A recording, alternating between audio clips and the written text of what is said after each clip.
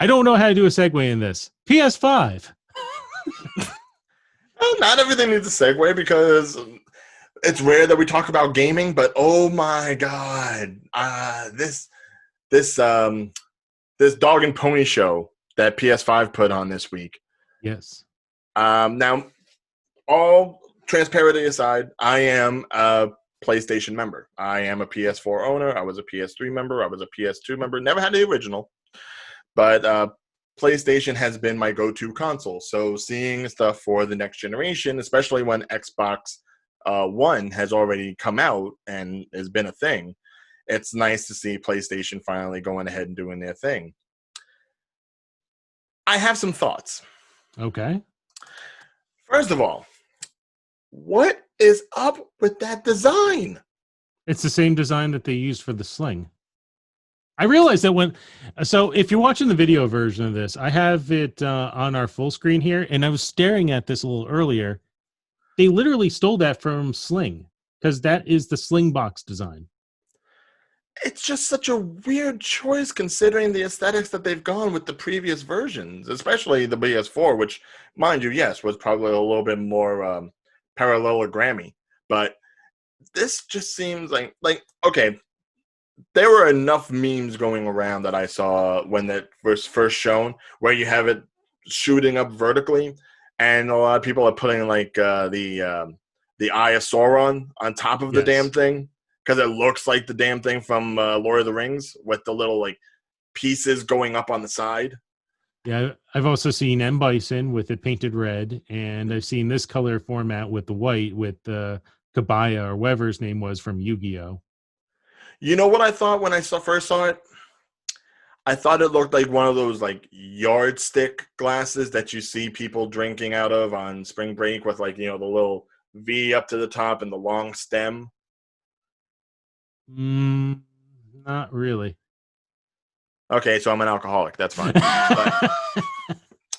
But the point is, credit where credit's due. They're being a little more artistic with their design, whether it be for the console itself or the controller.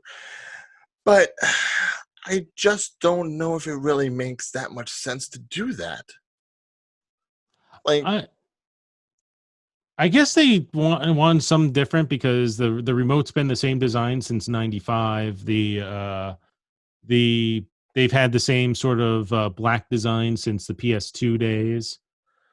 I don't. But the really thing is, when you see that though. white, you're automatically thinking Xbox. I think a lot of people have attributed the white console to being the Xbox console, even though right now that's not the case.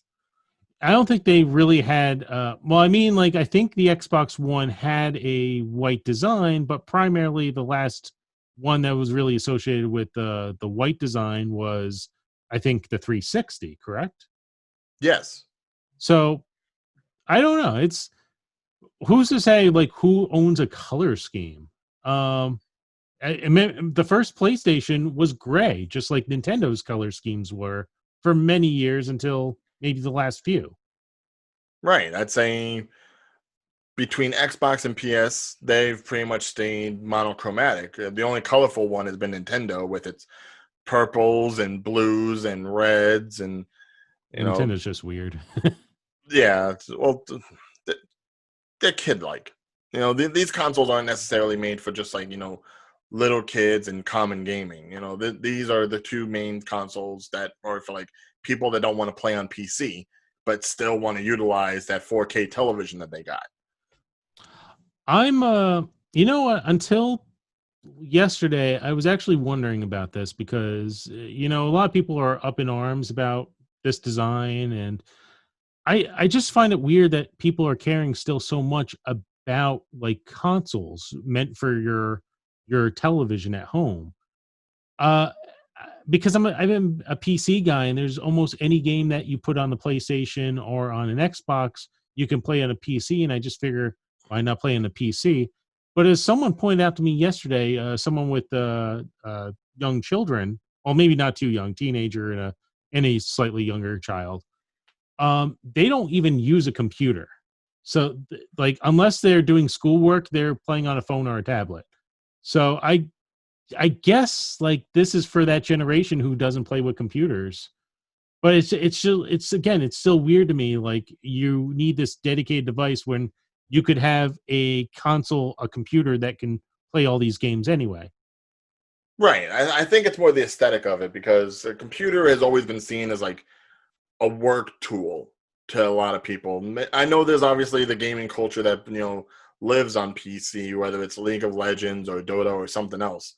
But computers themselves, PCs or Apples or whatever, they've always been seen as like they've primarily seen these things as tools, as workplace accompaniments.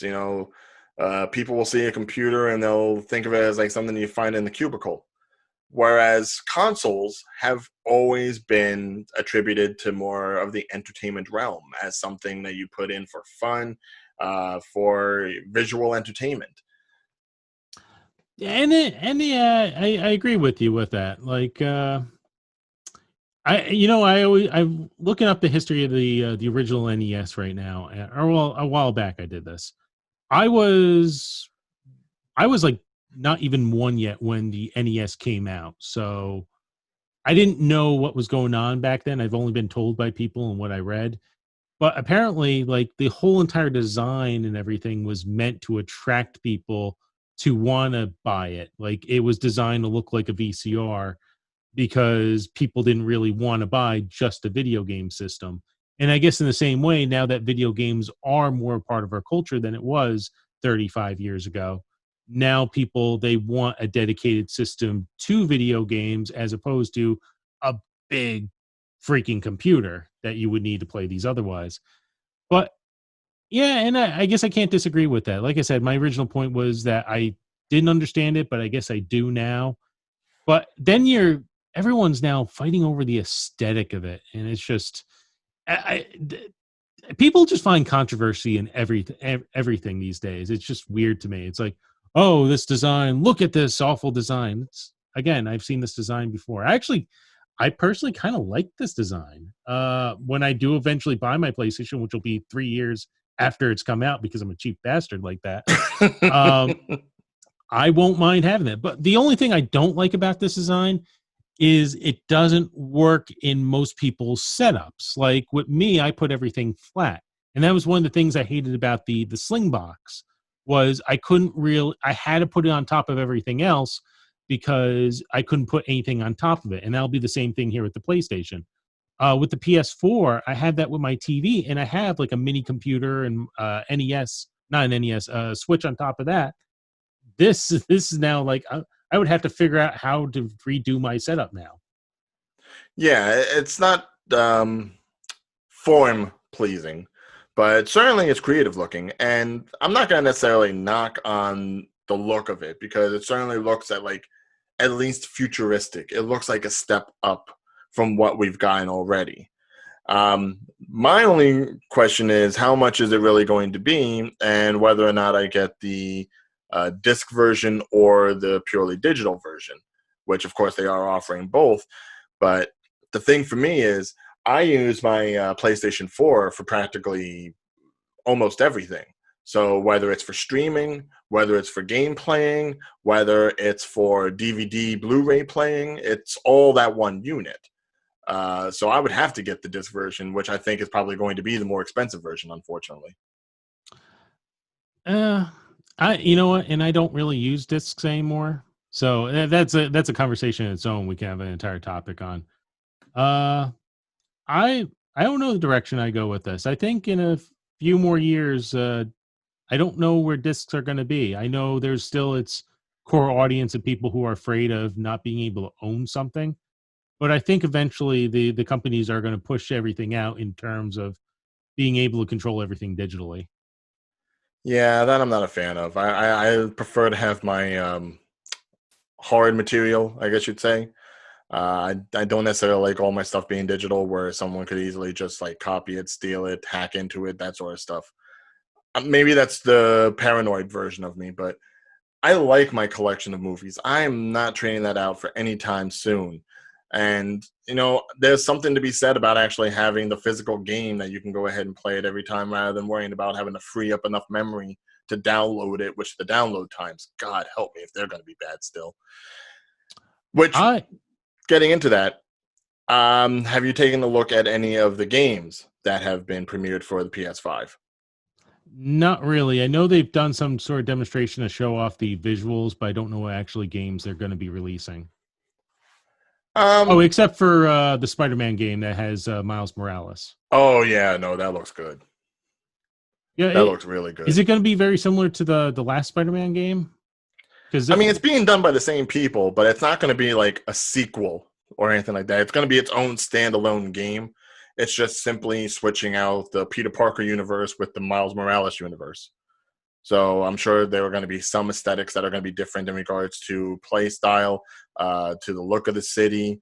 Definitely the plot's going to be different, of course, but it's pretty much more of like, instead of it being a sequel, it's almost like the second part of an anthology series. You know, think of it like that. okay, I'd But be I would curious. definitely want to play it. There's a few titles actually that I saw that I'm really interested in. We're getting another Ratchet and Clank game, which I am so souped for. I've actually never played a Ratchet and Clank, so I don't really have much comment about it. I always get those confused with like uh Dax. I can't think of that. Dax and Jaxter, yeah, Yeah. yeah. No, it was a strange time where it's like every platformer had to have like a main character and a sidekick. But Ratchet and Clank have been like PlayStation OGs for like the longest time, and I've always loved their games. So the fact that we're getting Ratchet and Clank Rift Apart, it looks fantastic. I cannot wait to just like be button mashing through all the different weapons on that thing. There's a few others though, I would say outside of that. There's a new Resident Evil that's coming out, a Resident Evil 8 Village, which looks completely freaky with its werewolves and such. You Ghostwire Tokyo. Ghostwire Tokyo looks very nice. It's like a very clean cut, almost Bioshocky type of game. First person. Well, okay. Correct me if I'm wrong. Is first person shooter okay if you had just have like the hands in front of you? uh yeah, that'd be Okay, so considered then yeah, first it would be a person. first person shooter in that regard, where it's like everything's coming out of your hands, but you're doing like all the different like shocks and jutsus and stuff to like ghosts and goblins and stuff of that nature. So it's like really interesting that you're gonna have like all this kind of like flowing visuals with all these different characters as opposed to it being more jerky and blocky that you've seen in other things. That'd be Um, interesting. and outside of that, I guess the biggest title of the everything would probably be the new Horizon game, which I never played Horizon, but it looks just fantastic. I think Horizon's probably taking the place of like God of War as far as like PlayStation titles are concerned.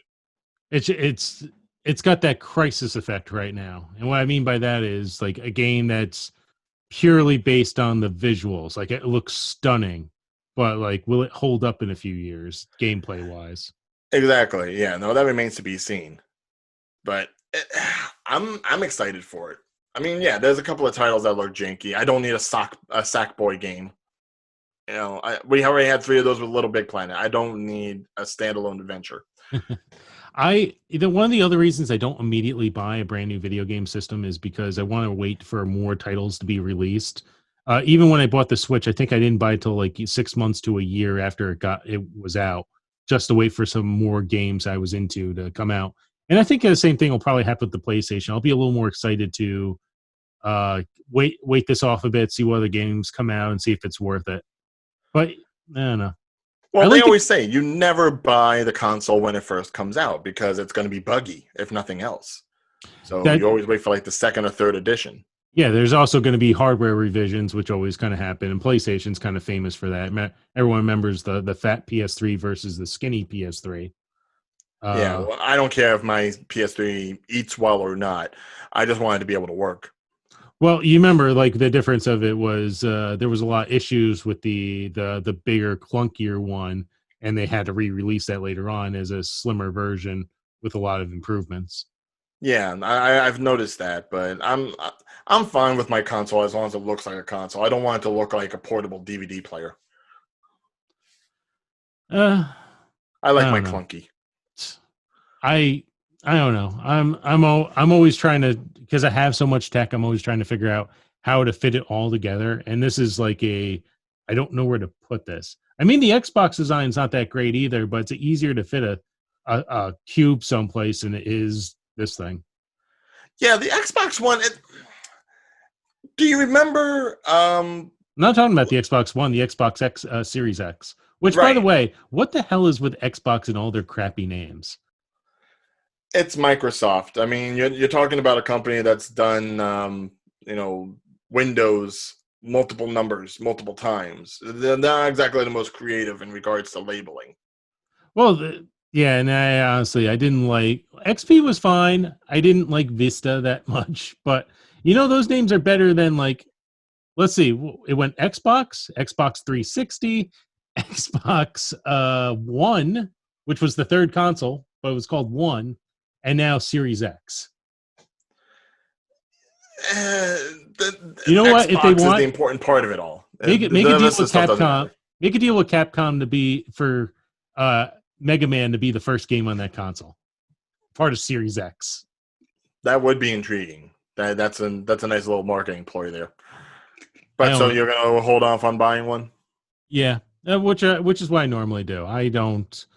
I think the last time I bought a console, the minute it came out, was the Wii U. Maybe years. I actually, I think my entire life I've never bought a game console when it was the newest thing. I was in 1990 is when I got the NES. Mm-hmm. 1992 is when I got the Super NES, which was 2 years after it was released. The N64 I didn't get till like 98. Yeah, so I'll probably wait off I'll wait off like maybe 2 years or so. The PS4, I think I just bought that a year, 2 or 3 years ago. Yeah, same. Mine's actually a refurbished one that I got from Best Buy. The same thing. I think I got that for like what, $275. Yeah, and that's the other thing too. You buy it when it's brand new. If we're lucky, they'll be 300. If we're unlucky, it could be There's no way 600. they're going to be 300. No Yeah. way. So this console could easily fall in that $500 to $600 price range, which no one ever really wants to buy from. I'm hearing Unless $750. RIP PS5. I mean, I'm sure they're going to do something different, and there'll be bundles, I'm sure. But no, if it hits 750, like I don't know who would buy 750. I mean, at that point, that's your PC market, and they're probably going to buy PC. You have to have some really awesome games to convince them to buy a $750 video game system.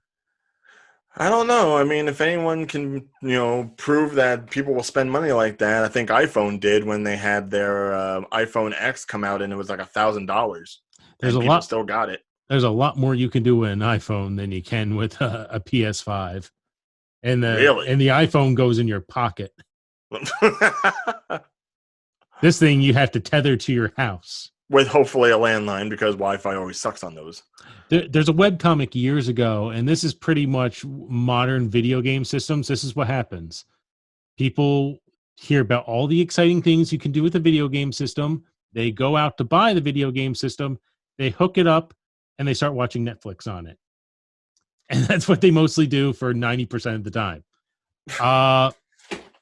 I think that'll be another case here, and no one's going to buy a $750 video streaming box. I mean, it remains to be seen. The Lord knows enough people are getting enough money from unemployment that they have stuff to burn. So it depends on whether or not they hold on to it by the time Christmas time comes around.